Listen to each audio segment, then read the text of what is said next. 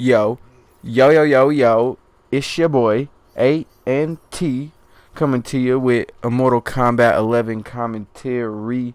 Gonna be talking a little bit about the war in Chi-Raq today. I think it's part 3.5. We ain't officially on part 4 yet. I'm gonna just call this 3.5 for right now. We're gonna be talking a little bit about the BDK movement versus the 300 movement. So in my last video, I talked about how Tukaville and O-Block got their respective names and how the 051 THF conflict exacerbated after THF Quint was killed. I got into a little bit about how all the BD sets clicked up, and in return all their ops kind of had a loose affiliation that would get more solid with the rise and tragic death of Lil Jojo. So to kind of refresh y'all, it was Wick City aka O-Block, Front Street, TYMB, Face World, Low Life, AMG, Sean Money Boys, 600, and THF at war. They were going to war with MOB, Jaro City, 051, CMB, TWSTL, Brick Squad, 50 Strong, and to a certain extent, Mubu. And I might do videos on why specific sets stop being cool with each other, such as TYMB falling out with the BDs and the Low Life and AMG beef. But for now, I'll only talk about, if they fit in with the video, I'll do it. But, just bear with me. Anyways, so Chief Keef blew up with Love Sosa, 300, Don't Like. Around that same time, Dirk, Fredo, and Reese all started dropping bangers. My Little Niggas, Beef, L's Anthem, all that. Looked like 300 GBE, OTF, Savage Squad had a solid movement going. But Fame in Chi-Raq comes with a bigger target on your back. And while these guys' music was blowing up, a lot of wars were too, kind of like the 051 killing Quint and escalating that war with THF. MOB killed Baldy and Lil Steve from 600. Jaro City killed D-Thang. STL killed Platoon from O-Block. Sharad from O-Block was killed by STL as well. M-Thang from 600 killed T-Street, sparking the 600-051 beef. And CMB killed Mac and Etho, which pretty much made it Low Life, AMG, and Dog Pound versus CMB. And all those deaths I just mentioned were from just 2011. So, and maybe a little bit in early 2012, I believe. I believe Sharad was killed kind of early 2012, I think. I could be wrong on that. But during that time, like while 300 was seemingly taking heavy losses in the streets, the drill movement, they warped in their image from like the original vision of like Dro City Pac-Man and all them. The OTF GBE alliance was looking like it was about to take over the whole game. However, the game would go on to play them in a sense. And looking back on it, if Lil Durk, Fredo, or Reese were smart, they would have did what Chief Keef did with Glow Gang and assemble a team of rappers, kinda yo homies, get a DJ/producer, and get the fuck out of Chicago.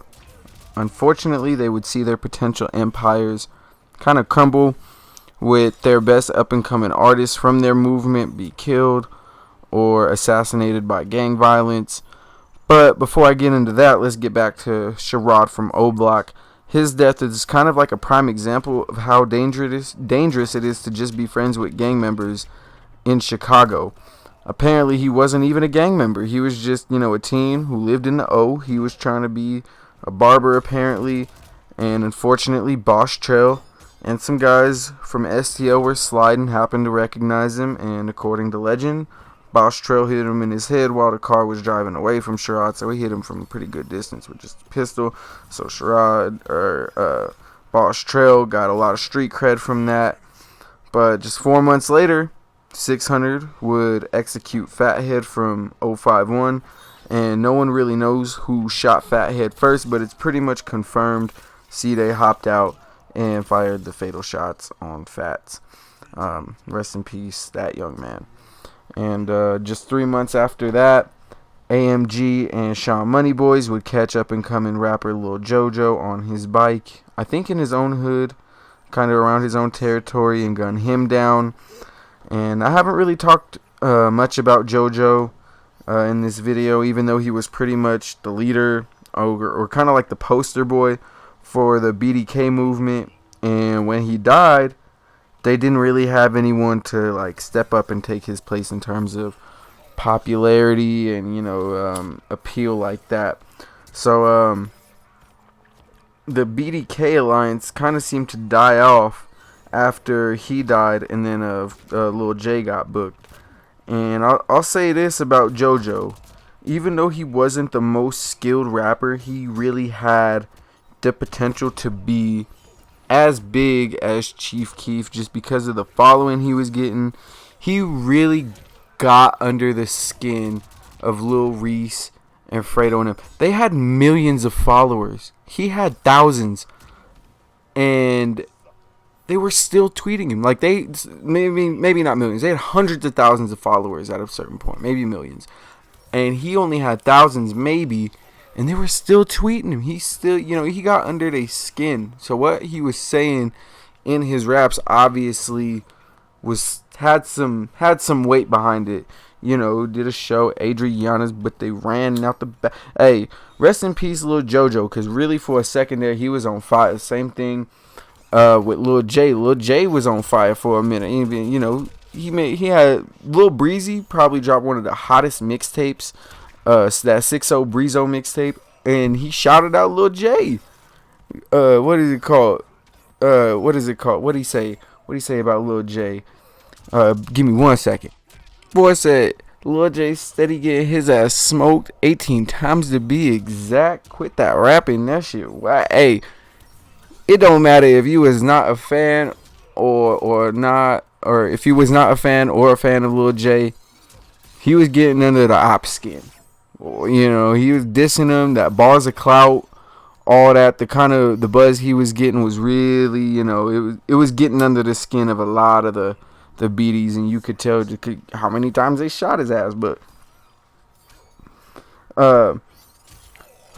Lil J really could have taken the reins if he took that plea deal and got out already, but he fucked that up all by himself. And I'm sure he could have flipped to maybe Brick Squad, since him and STL weren't on the best terms before he got locked up.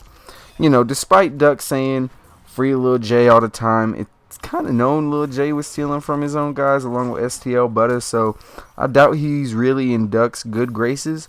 But then again, Billionaire Black is a proven rat, and they don't even really care about that. I don't even really mean to be rhyming, but, you know, gotta make it rhyming. Gotta make the line rhyme. But yeah, so who knows? Lil J could be STL Brick Squad. You know, he could have kept that whole movement, the whole alliance together. But him stealing, and, you know, Butter becoming a rat, and then it's apparent, you know, there's rumors he's fucking dudes in PC or whatever. I don't know. A lot of terrible things being said about Lil J. So who knows, even after he gets out, if he'll still have the same buzz going. I heard he got signed by Sony, and he got verified on Instagram from jail, actually. But, you know, we'll see what's in store with Lil J in the future. But after JoJo's death in 2012 and Chief Keef mocking his death, blowing up even more off the controversy, it really, for real, looked like the 300 movement couldn't be stopped and could go nowhere but up. However, the phrase, being your own worst enemy, is the phrase that comes to mind thinking about the turn of events that would befall the 300 movement. Before 2012 would end, though, Chief Keef would drop his debut album, and Boss Trail from STL would be killed in a setup by his girlfriend, J Money and T Roy from O Block, and according to legend, they found a bus ticket out of Chicago, so maybe he was trying to lay low, skip town, maybe find a better life, but we'll never know now. R.I.P. to Boss Trail and J Money and T Roy and all them. But not much really happened in early 2013 as far as the main 300 BDK war, but on the east side, the war between NLMB, aka Rock Block, the 150 Dream Team that G Herbo and Lil Bibby rep, and their ops, KTS, Lakeside, and Pocketown, were heating up because this dude KTS Vaughn, might have heard of him. He was a demon, and his friend Pasto.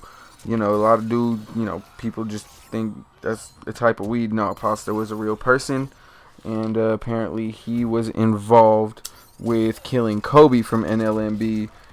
And KTS Vaughn actually killed Rock and Alamo from NLMB, along with being there on the Kobe hit, allegedly. Apparently, Vaughn also killed a guy named Fierro from Circa City. So, really, in 2013, this dude KTS Vaughn was turned the fuck up. In 2013, in September, STO, KI, and Lil B would get back for Boss Trail by killing J Money from O Block in a setup similar to how Boss Trail was killed. Just then, a couple weeks later, 051 would gun down beloved 600 member and up-and-coming rapper L.A. Capone in retaliation for Fathead's murder. And that was probably one of the biggest hits. Like, the JoJo hit was big, the OD hit was big, but when they killed L.A. Capone, you could really tell it hurt 600 hard. Like, there's a lot of videos on 600 falling apart after L.A. Capone's death, and what happened subsequently. But it's crazy to see when a certain member dies how certain gangs react. Like, just for example, I'll kind of get off topic here. Like, when Lil JoJo died, everybody thought Brick Squad was just gonna start going crazy, and they kind of killed the guy or one of the drivers on the JoJo hit. But after that, we really didn't hear much about him because I guess their war with Front Street and all that isn't really publicized on social media like the others, like the other wars are. However, if you look at gangs like 051, I mean, they wasn't really talking and they wasn't really on social media. I mean, I guess Kiddo was, a couple others were, but they were really like turning the fuck up. Like, all their hits were like memorable, they made the news, all that. Like, 051 really just started going crazy after Fathead died, and they took 600, one of 600's most beloved members. He was gonna sign, I think, to OTF or something like that, because he was rocking with Dirk. And the death of L.A. Capone really shook the whole, really the 300, 600 movement type shit. 2 months later, after 051 killed L.A., THF would kill 051 Melly's cousin, Big A, in retaliation for THF Black, who was killed with an AK on THF's block, I believe, allegedly by 051 Kiddo, who allegedly he killed 3 600 members within the span of like a year. Yeah, he was going crazy, but shit really, really started to pop off after that when beloved Lamron member Pluto would get shot by accident by TYMB and die in a subsequent car crash, which Lil Durk frequently references. Apparently, TYMB, Pluto were hanging out in a car. I don't know if they seen an op and somebody got trigger happy. Apparently, Pluto was accidentally shot, and then he crashed.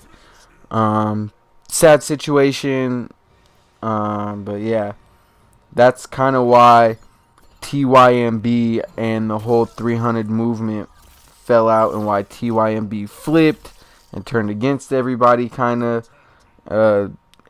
could kind of tell Pluto was loved by 300, because even Lil Reese, who really doesn't, he kind of stays silent on a lot of shit, he even tweeted he was die-why for both sides after that, meaning, he didn't fuck with 051 Young Money and TYMB. So